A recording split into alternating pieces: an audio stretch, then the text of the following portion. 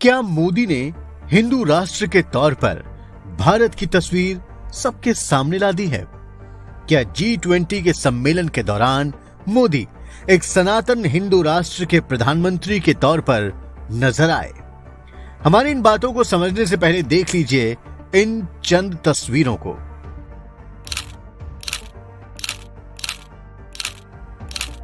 क्या आपने इन तस्वीरों को गौर से देखा?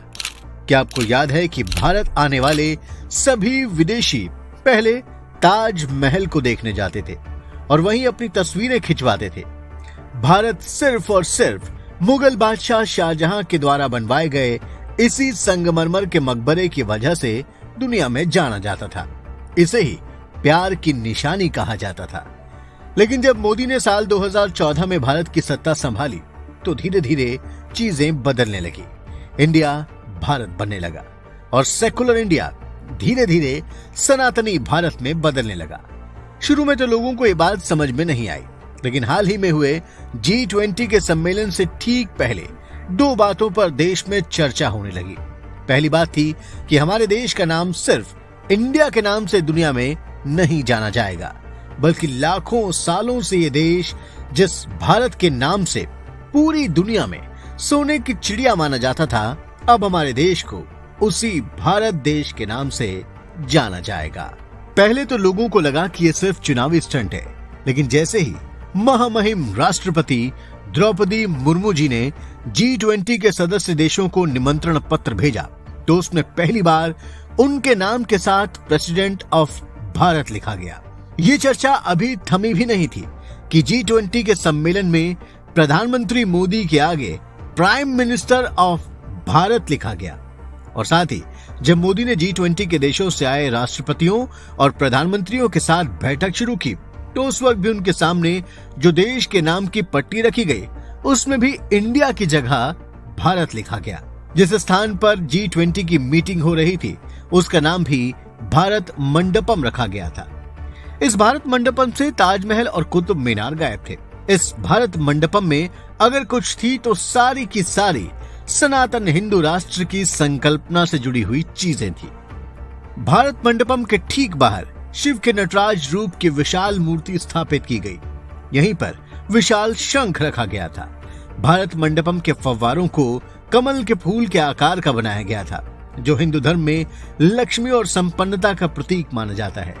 भारत मंडपम के हॉल में ऋग्वेद की कॉपी रखी गई थी। भारत मंडपम के हॉल में पणिनि की अष्टाध्यायी को रखा गया था।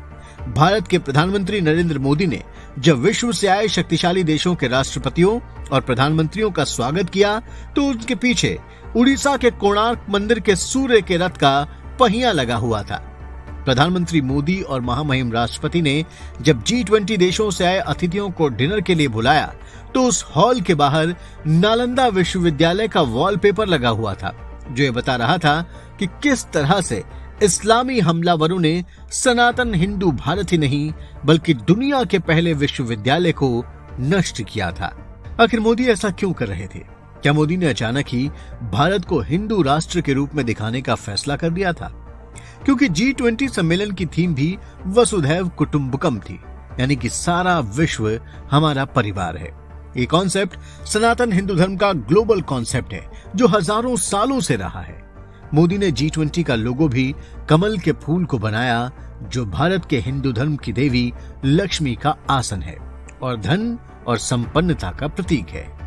जो लोग मोदी को जानते हैं उन्हें ये पता है कि वो अचानक ही कुछ ऐसा नहीं करते। वो प्रतीकों का प्रयोग बहुत सोच समझ कर करते हैं। जब मोदी 2014 के इलेक्शन की तैयारी कर रहे थे तो उन्हें एक सम्मेलन में एक मुस्लिम मौलवी ने इस्लामी टोपी पहनाने की कोशिश की थी, जिसे मोदी ने तुरंत नकार दिया था। ऐसा नहीं कि मोदी का विरोध इस्लाम से है। मोदी ने कई बार इस्लाम धर्म की तारीफ भी की है, लेकिन प्रतीकों का इस्तेमाल समझ बूझ कर करना उनका एक मास्टर स्ट्रोक हमेशा से रहा है। मोदी जब अमृतसर स्थित पवित्र हरमिंदर साहिब में मत्था टेकने गए तो उन्होंने सिख धर्म के तौर तरीकों का सावधानी से अनुकरण किया। उन्होंने पगड़ी भी पहनी। जब मोदी पहली बार संसद भी गए तो उन्होंने संसद को प्रजातंत्र का मंदिर मानकर वहां मत्था भी टेका था। मोदी जब भगवान शिव के मंदिर जाते हैं तो वहां त्रिपुंड लगाना कभी नहीं भूलते और पूरे हिंदू रीति रिवाजों के साथ भगवान की पूजा अर्चना करते हैं। मोदी ने जब श्री राम के मंदिर के निर्माण की आधारशिला भी रखी, तब भी उन्होंने पूरे धार्मिक कर्मकांडों का पूरी तरह से पालन किया। वास्तव में देखा जाए तो मोदी सनातन धर्म के सभी पंथ, चाहे वो भगवान शिव को मानने वाले शैव मत के लोग हों या भगवान विष्णु, श्री राम और श्री कृष्ण को मानने वाले वैष्णव मत के लोग हों, गुरु परंपरा को मानने वाले सिख मत के लोग हों या फिर जैन और बौद्ध मत के लोग हों, उन सभी को विशाल सनातन धर्म की परंपरा का हिस्सा मानकर उनके रीति रिवाजों का वो पूरी श्रद्धा से पालन करते हैं। मोदी की हर एक गतिविधि सनातन धर्म के गौरव को आगे बढ़ाती है। जब मोदी नए नए प्रधानमंत्री बने थे और जापान के प्रधानमंत्री और उनके दोस्त शिंजो आबे भारत आए थे, तो मोदी उन्हें काशी ले गए और वहां गंगा आरती में उन्हें शामिल कर हिंदू धर्म के गौरव से परिचित करवाया था। मोदी से मिलने के लिए जब चीन के राष्ट्रपति शी जिनपिंग भारत आए, तो मोदी ने उनसे महाबलीपुरम में मुलाकात की।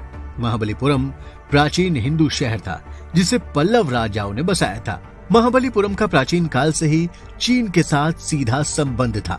कहा जाता है कि महाबलीपुरम के राजाओं ने ही चीन को तिब्बत और अरब के देशों पर विजय प्राप्त करने में सहायता की थी।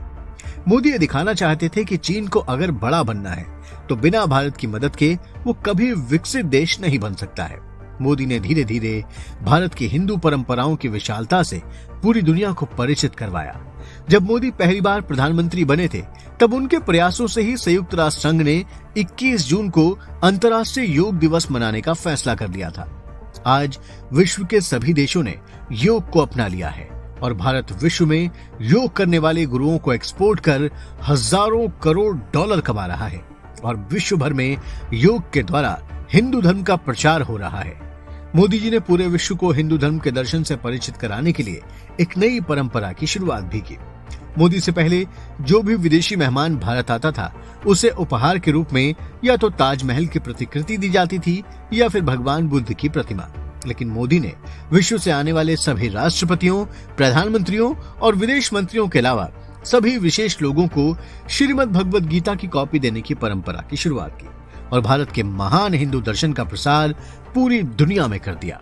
यही नहीं, मोदी दुनिया में किसी को भी फोन करते हैं तो उनके फोन का कॉलर ट्यून वंदे मातरम है।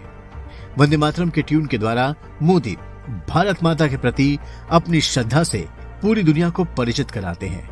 मोदी ने जब भारत की नई संसद का निर्माण भी करवाया, तो इस नई संसद के अंदर अखंड भारत के मैप के अलावा चाणक्य की मूर्ति और हिंदू धर्म से संबंधित कई प्रतीकों का इस्तेमाल करवाया।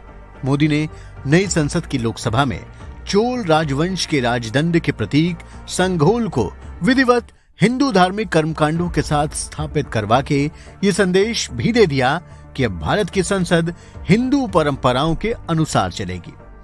जैसा कि आप जानते हैं कि मोदी नई संसद में सभी सांसदों के साथ प्रवेश भी गणेश चतुर्थी के दिन करेंगे और इसी दिन से नई संसद का श्री गणेश भी होगा। मोदी ने इंडिया को भारत बनाने और इसे हिंदू धार्मिक और राजनीतिक परंपराओं के अनुसार चलाने के लिए जो काम साल 2014 से शुरू किया था, उसको G20 के सम्मेलन में उन्होंने कर दिखाया। अब देर सिर्फ ऑफिशियली नई संसद में इंडिया को भारत के नाम से स्थापित करने की है और भारत को देर सवेर सनातन हिंदू राष्ट्र के रूप में बदलने की है। जय हिंदू धर्म।